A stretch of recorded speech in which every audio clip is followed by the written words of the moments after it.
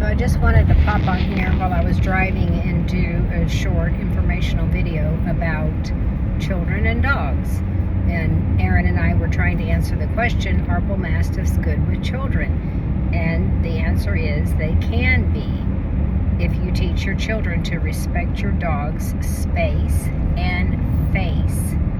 So I think the problem is people do not speak dog, and dogs speak in body language. And when you get in a dog's face or you get over a dog, even putting your hand over some of my bull mastiffs to pet them on top of the head instead of coming under the chin, they're like, I don't think so. You're not over me. You do not have permission to touch the top of my head and be over me.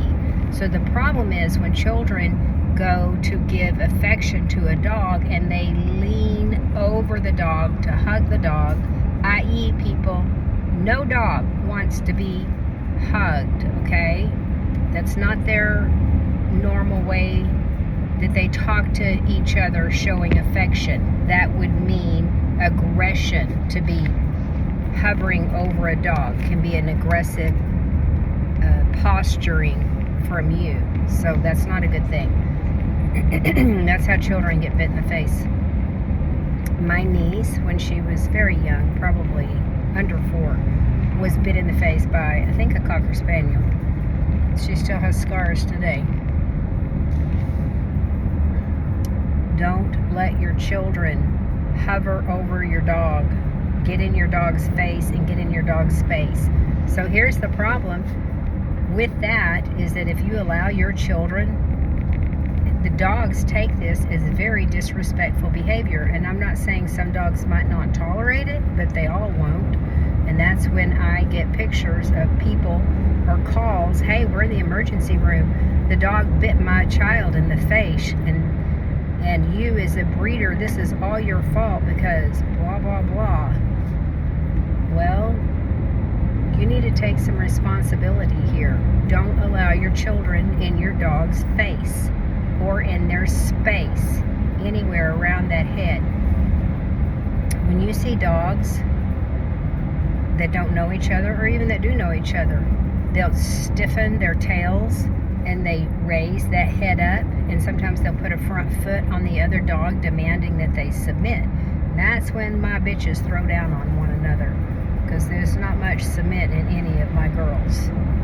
So the body language, it's all about the body language. And the problem is the dog is speaking as loud as he can, telling the children to get out of their face, and the children aren't listening. They cannot perceive that what they're doing is not okay, especially when the parents are encouraging this behavior.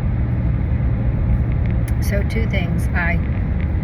Years ago, before I did dogs, I had a lady that her children rode to school with my kids, or she'd pick up mine. Anyway, it's just a 1.5 mile to school, but it saved us some time in the morning. And she came in one day and she had stitches. She had stitches right here in her face. And I'm like, oh my gosh, what happened? Well, I was at the neighbors and they had a chow chow and it was wagging its tail and I bent over. And I'm like, you bent over. Did not read the dog, did not read the situation, thought because the dog was wagging its tail, and the dog may have been wagging its tail, the dog may have been being friendly, but the dog did not want to submit to this lady, and the dog interpreted it her hovering over its face, demanding that it submit, and there was no submission in this chow chow. I don't know, they may have had to put the chow down. And that's a sad thing, that if it cost this dog its life because the lady didn't know what she was doing, but she thought she knew what she was doing. I'm going to tell you one more story. I was thinking of another story where somebody got bit in the face. I don't know what's left me now. Anyway, please teach your children, especially dogs they don't know. Don't teach your children to hug dogs, to get into their face. Like if this is the child's face and they get into the dog's face, now I try to desensitize my puppies and my dogs, and you may see me doing that to the puppies, and I'm trying to desensitize them and retrain them that doesn't mean that I'm being aggressive toward them. And the truth is, if their mom did that, they would submit to her. They're just puppies. Here's another story. The one I was going to tell you.